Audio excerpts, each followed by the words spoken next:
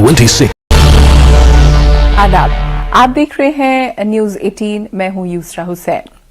खास मुलाकात में हमारे कई सारे मेहमान होते हैं अक्सर, लेकिन आज की जो खास मुलाकात है ये वाकई में खास है क्योंकि मेरे साथ जो शो पे हैं वो एक पॉलिटिशियन है, खातून है, और उन्होंने अभी पिछले कुछ वक्त में कुछ ऐसे डिसीजंस लिए जिन पे तनकीद भी हुई और कहीं ना कहीं से उन डिसीजंस की तारीफ भी हुई। मेरे साथ हैं डॉक्टर दरख्शां अंद्राबी जो कि जे.एन.के वक्फ बोर्ड की चेयरपर्सन हैं, और उनसे हम आज की खास मुलाकात शुरू करते हैं।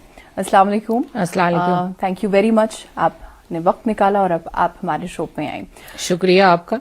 जो लोग पॉलिटिक्स फॉलो करते हैं सब जानते हैं कि आपकी जो पॉलिटिकल जर्नी है आज की नहीं है। आप बिल्कुल, शायद कई लोग इस बात को नहीं जानते, तो अगर आपकी ही जुबानी हम ये जानना चाहें कि ये पॉलिटिकल जर्नी जो आपकी है कहाँ से शुरू हुई? क्या कॉलेज में आप एक्टिव पॉलिटिक्स में थी, स्टूडेंट पॉलिटिक्स में आप हिस्सा लेती थी, और फिर देन वो मोमेंट कब हुआ जब आपने ये डिसाइड किया कि यही मेरी जिंदगी है, यही मेरा पाथ है? इसकी जर्नी के बारे में हमें ब्रीफली थोड़ा सा बताएं।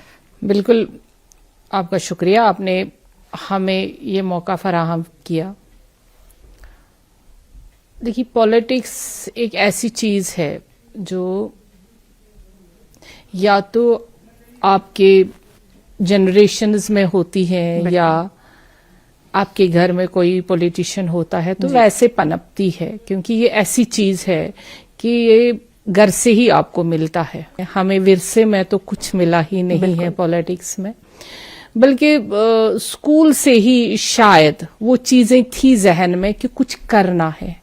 स्कूल में कोई प्रॉब्लम होती थी या स्टूडेंट्स में कोई प्रॉब्लम होता था, वो आके जैसे एक दूसरे को बोलते हैं कि हमें ये प्रॉब्लम है, तो वैसे हम उस प्रॉब्लम को उनकी तरह से उनके नजरिए से नहीं देखते थे, हम उस प्रॉब्लम को अपने नजरिए से देखते थे, यानी हम वहां डिसीजन मेकर बनते थे। बिल्कुल। तो शायद ये पॉलिटिशियन या लीडरशिप की क्वालिटी वहीं से आ गई। हम यही कहेंगे कुछ न कुछ था जो क्वालिटीज पहले से थी। तो और शायरा भी थी, वो कोई शायरा अंदर से थी जो कुछ करना चाहती थी। वो एक जगह बैठती नहीं थी, मछली की तरह पानी में रह के भी प्यासा होना, वो तासीर रहती है पाइसियंस की, वो हमारा था। और इसी के साथ साथ ये लीडरशिप की क्वालिटी, मॉनिटर रहना, फिर उसके बाद स्कूल से निकलकर तभी तो जब हमारे प्रिंसिपल साहब इस दुनिया से अभी निकले 5-6 दिन पहले, हाँ जी, वहां बैठ के आमतौर स्टूडेंट अपने क्लास फेलोज के साथ बैठते हैं, हम जाके प्रिंसिपल के कमरे में बैठते थे, उनसे बातचीत करते थे। वही रहा कि इतने सालों के बाद भी हम फेवरेट स्टूडेंट रहे हैं अपने स्कूल में। तो वही रहा फिर कॉलेज में भी। जब कॉलेज में हमने कदम रखा तो फर्स्ट ईयर में ही हम प्रेसिडेंट बन गए एमए रोड के, फर्स्ट ईयर में ही। हालांकि फाइनल ईयर का स्टूडेंट प्रेसिडेंट रहता है, हम फर्स्ट ईयर में चुने गए और 3 साल बराबर एमए रोड के प्रेसिडेंट रहे। और जो ही हम यूनिवर्सिटी से बाहर आए, हमने सोचा कि कुछ करें। नौकरी में भी हमें बहुत सारी शायद आपको मालूम भी होगा, सबों को मालूम है, ये नहीं कि हम सीधे ही पॉलिटिक्स में आ गए। हमने नौकरियां भी की हैं और गेजेटेड पोस्टेड पे हम रहे फाइल्स, लेकिन हम 2 या 4 महीने से ज्यादा नौकरी पे टिक नहीं पाए। और उसके बाद हमने एक खुद की पॉलिटिकल पार्टी बनाई, और वो मसला बड़ा उस वक्त हालात हमारे फेवर में बिल्कुल नहीं थे। सोशलिस्टिक डेमोक्रेटिक पार्टी के नाम से हमने पार्टी बनाई और वो बराबर 2014 तक चली। हमने 2008 में अपने 22 कैंडिडेट खड़े किए और इसमें हमें बहुत सारे अच्छे लोगों ने साथ भी दिया। जो वेव था, क्योंकि हम जानते हैं, सारे जम्मू कश्मीर के लोग जानते हैं, अभी भी वेव उस कदर बदला नहीं है, हम कहते हैं, लेकिन तब वेव तो बिल्कुल हमारे मुखालिफ थी। तो हम उस मुखालिफ वेव की तरफ जा रहे थे। हुब्बुल वतनी का काम हम करते रहे, लोगों का काम करते रहे, सोशल एक्टिविस्ट बने रहे। اور جہاں پہ بھی کوئی نہیں پہنچتا تھا ہم وہاں جاتے تھے. یہ رہا سلسلہ. الحمدللہ اللہ نے ہمیں اس میں مدد کی. اپنے بہت رفیقوں نے, شفیقوں نے, دوستوں نے, بھائیوں نے ہمیں بہت مدد کی. اس میں ہمیں بہت سارے گاڈ فادرز بھی ملے جنہوں نے ہمیں واقعی میں کہا کہ پالیٹکس ایک عبادت ہے, حقیقی معنوں میں ایک ایسی عبادت ہے جو آپ دل سے کرتے ہیں اور دل سے کئی لوگوں کی دعائیں نکلتی ہیں اور آپ آگے بڑھ جاتے ہیں. ہمیں فخر ہے کہ ہمیں اللہ نے نوکری کے بدلے اس فیلڈ میں لایا. چلیں, کہتے ہیں نا جو ہوتا ہے اچھے کے لیے ہوتا ہے. بالکل. اور آپ کا الحمدللہ. ناک کیونکہ پہلے سے لیڈرشپ سکلز آپ کے اس طرح کے تھے, آپ لیڈ کرتی تھی جیسا کہ آپ نے خود ہی بتایا اسکول سے. تو اب ہم وقف بورڈ پہ آتے ہیں. جو آپ نے کچھ مہینوں میں جو چارج سنبھالا, آپ چیئر پرسن ہیں وقف بورڈ کی. اپنے آپ میں it's shattering a glass selling.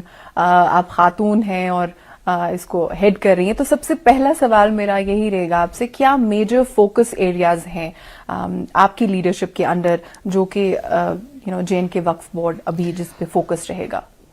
دیکھیے, جب ہم 2014 میں بی جے پی میں آئے تو 2016 میں ہمیں منسٹری آف مائنورٹی کا ممبر بنایا گیا. جی, وقف بورڈ کے ہی بات کر رہے ہیں. جی, تو وہاں ہمیں وقف کونسل کا ممبر بنایا گیا پہلے, پھر ہمیں چیئر پرسن بنایا گیا.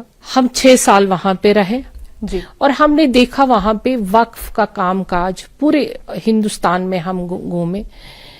اس کے بعد اللہ کا کرم ہوا کہ یہاں پہ بھی ہمیں اسی کام کو دیا گیا اور اسی کام کو دیکھ ریکھ کے لیے مانی ہم ایک کیئر ٹیکر کے روپ میں یہاں پہ آ گئے. یہاں پہ جو فوکس ہے ہر جگہ پر ہے درگاہیں. بالکل. تو اس طرح سے وقف کا جو کام ہوتا ہے وہ درگاہوں کی دیکھ ریکھ ہوتی ہے, جو وقف کے جو ایسٹس ہوتے ہیں ان کی دیکھ ریکھ ہوتی ہے, اور ان ایسٹس سے ہم کیا نیا کچھ کر پائیں وہ دیکھ ریکھ ہوتی ہے. یہ بہت بڑا ادارہ ہے, پورے ہندوستان میں چل رہا ہے, یہاں پہ بھی ہے. میرا سوال آپ سے یہ تھا کہ آپ کی لیڈرشپ کے انڈر, کیونکہ آپ نے چارج سنبھالا ہے, تو آپ کن چیزوں پہ فوکس کریں گے؟ ہم چاہتے ہیں کہ وقف ایک ایسا ادارہ بنے جیسے ہم باہر دیکھتے ہیں کہ ہم مثال جب بھی ہم میڈیا سے بات کرتے ہیں یا عام لوگوں سے آپ بھی بات کرتے ہیں, دیکھتے ہیں کہ ہمارے یہاں پہ ایک بہت بڑی ایگزامپل ہے, وہ ہے ماتا ویشنو دیوی جی. جی, کہ ایک استان سے, ایک ماتا ویشنو دیوی جی کے یہاں سے ایک یونیورسٹی, ایک کالج اور فین ہومز, ایک ایسا ہاسپٹل قیام میں آیا جو کووڈ کے ٹائم پہ پورے ہندوستان میں نمبر 1 پہ رہا. ہر ایک وہاں پہ گیا. فوکس انہی چیزوں کو بنا کر درخشاں اس فیلڈ میں آئی ہے کہ ہمارا وقف جس کا بہت سارا اثاثہ ہے لیکن نظر نہیں آ رہا ہے, جی, اور اس کا جو مس یوز ہو رہا ہے جی, وہ رکنا چاہیے. یہ ڈپارٹمنٹ یہاں پہ ہونا چاہیے تھا. جی, بالکل. یہ بالکل 0 پہ ہے جی, ابھی تک. جی, لیکن اب اللہ کے کرم سے 6 مہینے ہو گئے ہیں. جی, اب وقف, ابھی تو ہم یہ مانیں گے کہ ابھی ہم دھول ہٹا رہے ہیں فائلوں سے. اچھا. ابھی ہم نے کچھ نہیں کیا. کریں گے تو اس میں بہت ٹائم لگے گا, لیکن کوشش ہے کہ ہم پٹری پہ جو ٹرین ہے اس کا ایکسیلیٹر ذرا تیز رکھے تاکہ ہم کہیں منزل پہ پہنچ پائے. کوشش ہماری ہے. تو مطلب یہ مان کے چلیں کہ آپ یہ کہہ رہی ہیں اپنی زبان سے کہ مس یوز ہوا ہے ان دا پاسٹ. بالکل بالکل مس یوز اس طرح سے ہوا ہے. اگر آپ اس کو واضح طریقے سے جاننا چاہتے ہیں, جیسے ہمارے ایسٹس ہیں, زمین ہے, وہ ایسے لوگوں کو بھی دیے گئے ہیں جن سے کبھی کرایہ نہیں لیا گیا ہے. دیکھیے, جب آپ کوئی چیز بناتے ہیں تو اس کا کرایہ آنا لازمی رہتا ہے, تبھی آپ اس کو مینٹین کر پائیں گے. آپ نے سکول بنائے ہیں, آپ کہیں گے ہم نے سکول بنائے, آپ نے اس کو انڈسٹری بنایا ہے. وقف انڈسٹری نہیں ہے. वक्फ होता है कि आप डोनेट कुछ करते हैं, आप खुद को डोनेट कर रहे हैं, आप अपना वक्त डोनेट कर रहे हैं, आपने इंडस्ट्री बनाया है, अगर कहीं से कोई पैसा आता भी है वो इंडस्ट्री में जाता है। आप हमारा जो नाजरीन है वो भी समझ जाएंगे, तो आप तो माशाअल्लाह खुद समझ रही हैं कि इंडस्ट्री इन द सेंस कि इसमें सिर्फ नौकरियां दी गई हैं, और ऐसे लोगों को नौकरियां दी गई थी कि जिनका कोई रिकॉर्ड भी हमें कभी नहीं मिला।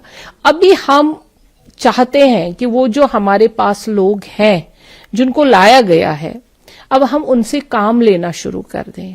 अभी वो काम कर जो वक्फ बोर्ड में है, बोर्ड का जो हम कहेंगे, वो 200-250 लोग हैं जो यहां पर काम कर रहे हैं।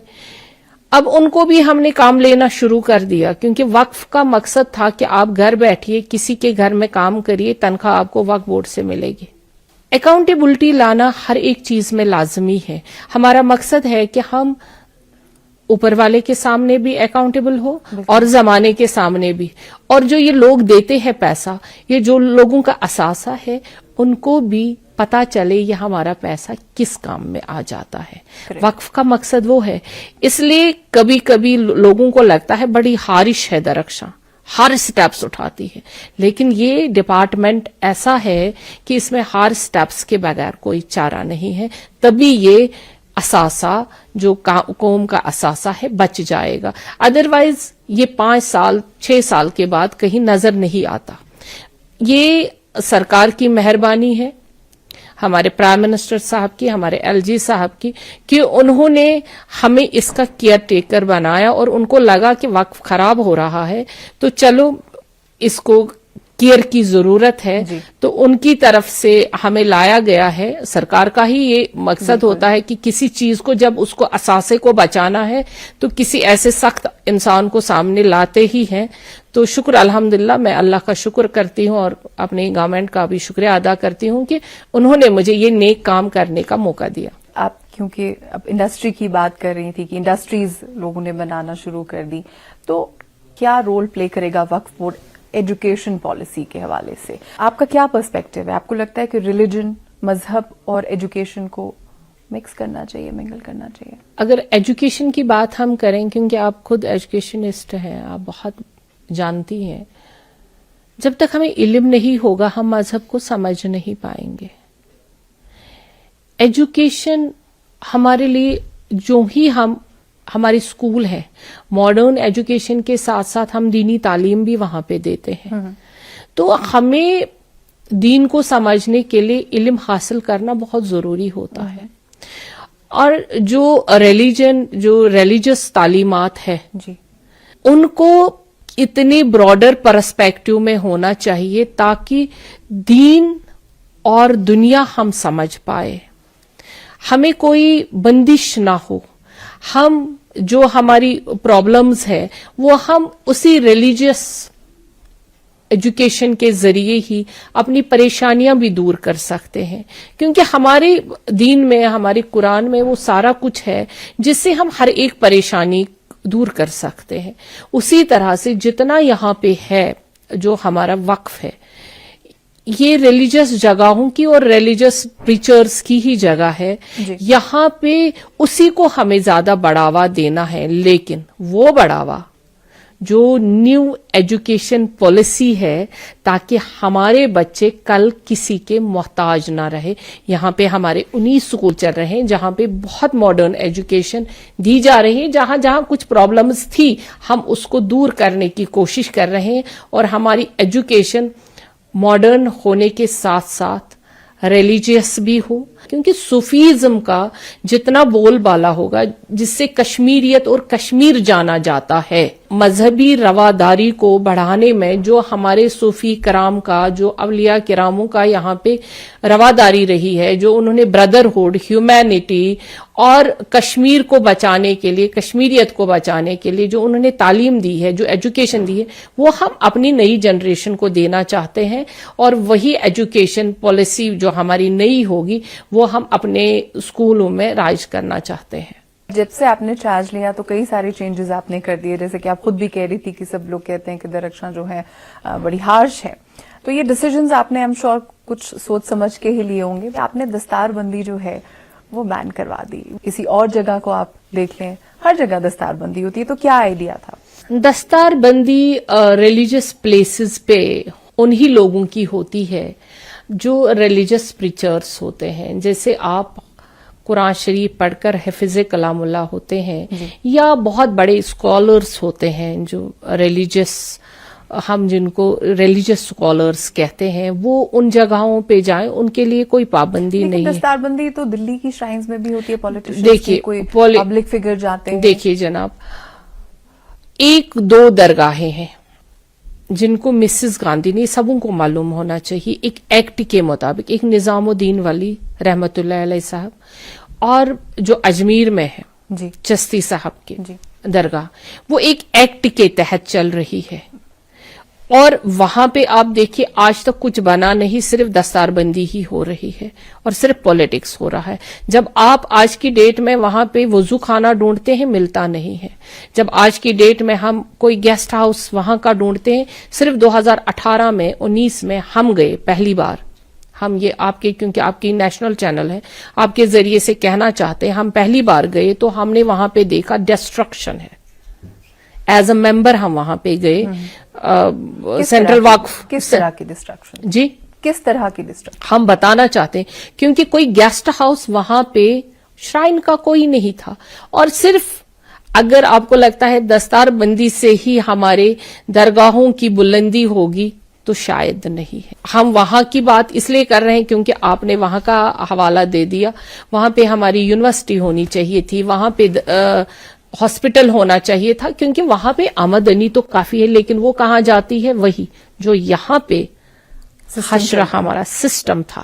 وہ صرف 2 میڈم گاندھی کے ٹائم پہ وہ ایکٹ ہوا تھا, 2 شرائنوں کو انہوں نے وہ دے دی تھی, باقی تو سارا سینٹرل وقف ایکٹ کے تحت آتا ہے. متولی سسٹم جو ہے سینٹرل وقف ایکٹ کے تحت, وہ متولی وہ ہوتے ہیں جناب جو جن کے دادا یا اولی جو ان کے وہ لینیج سے ہوتے ہیں, اور جن کی آمدنی 3 لاکھ سے یا 2.5 لاکھ سے کم ہو اس درگاہ میں, کہیں رورل ایریا میں, وہاں ہم ان کو بیٹھنے دے سکتے ہیں, باقی کسی کو نہیں. کیونکہ ہم نے درگاہوں کو, ریلیجس جگہوں کو پاک کرنا ہے سیاست سے, کیونکہ امن اور دعا کے لیے ہم وہاں پہ جاتے ہیں تاکہ ہمیں اللہ تعالیٰ کامیابی دے. پولیٹیشین جائے گا تو اللہ مجھے کامیابی کرنا وسالت یہاں کی ہے کہ مجھے اس سیٹ میں کامیابی دے, میں MLA بنوں, جو بھی مانگنا ہے پولیٹیشنز پہ. اور باقی جو ود آؤٹ ریلیجس پریچرز ہیں ان پہ وہاں پہ پابندی لگائی تاکہ خلل نہ ہو عبادت میں. پابندی تو ڈونیشنز پہ بھی لگ گئی درگاہ. نہیں, یہی تو غلط بات ہے. ڈونیشن پہ کوئی پابندی نہیں ہے. وہاں جو بکسے لگے ہوئے ہیں, ڈونیشن کے بغیر تو چلے گا نہیں. ڈونیشن, یہی مسکنسپشن ہے, تبھی میں نے ہاں بالکل جناب, یہ تو آپ نے اچھا سوال پوچھا. کوئی ڈونیشن پہ پابندی نہیں. پہلے بھی وہاں باکسز لگے تھے, ہم نے صرف سیلز مینز کو اٹھایا.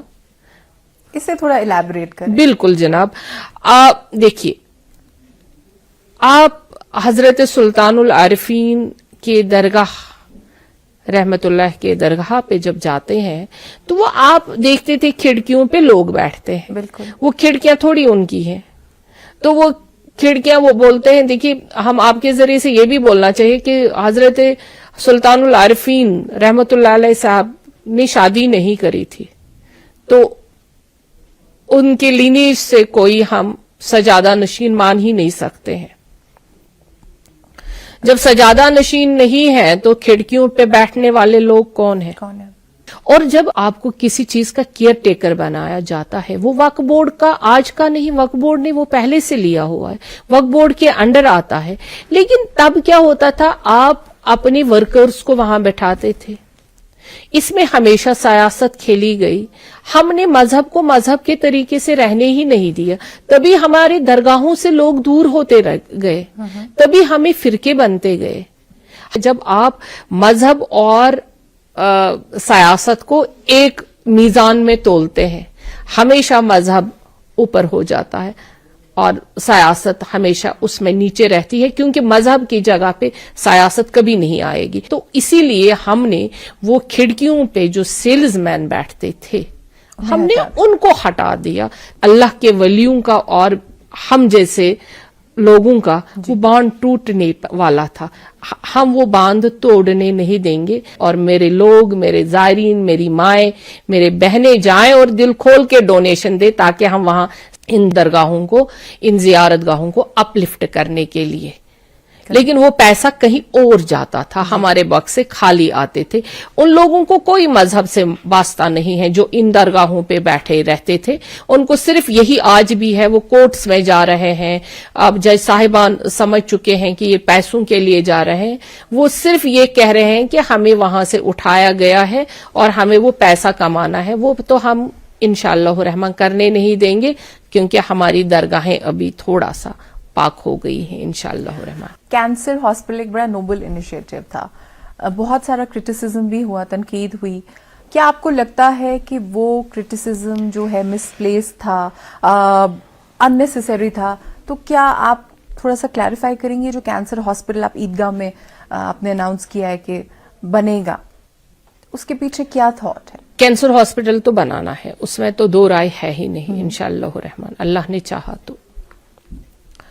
रही बात ईदगाह, ईदगाह 250 कनाल जहां ईद नमाज पढ़ाई जाती है, तो कौन सा बेवकूफ होगा कि ईदगाह में हॉस्पिटल या कोई और चीज? तो हमने ही पहली बार बोला जी।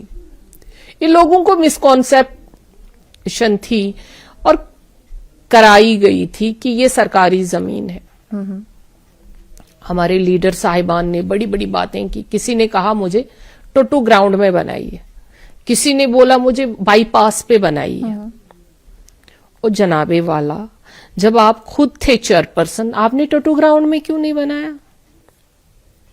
आपने बाईपास पे क्यों नहीं बनाया? तब तो आप चेयरपर्सन थे, तब तो आप वक्फ बोर्ड के चेयरमैन थे। आपने सरकारी जमीन वक्फ क्यों नहीं कर दिया?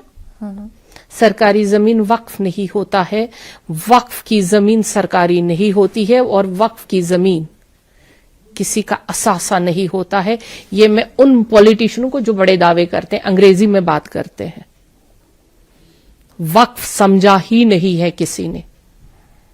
अंग्रेजी बोलना और कुर्सियों पे बैठना, वक्फ और पॉलिटिक्स में इसीलिए तो फर्क रहा है कि आज की चेयरपर्सन ना अंग्रेजी जानती है, ना चीफ मिनिस्टर रही है।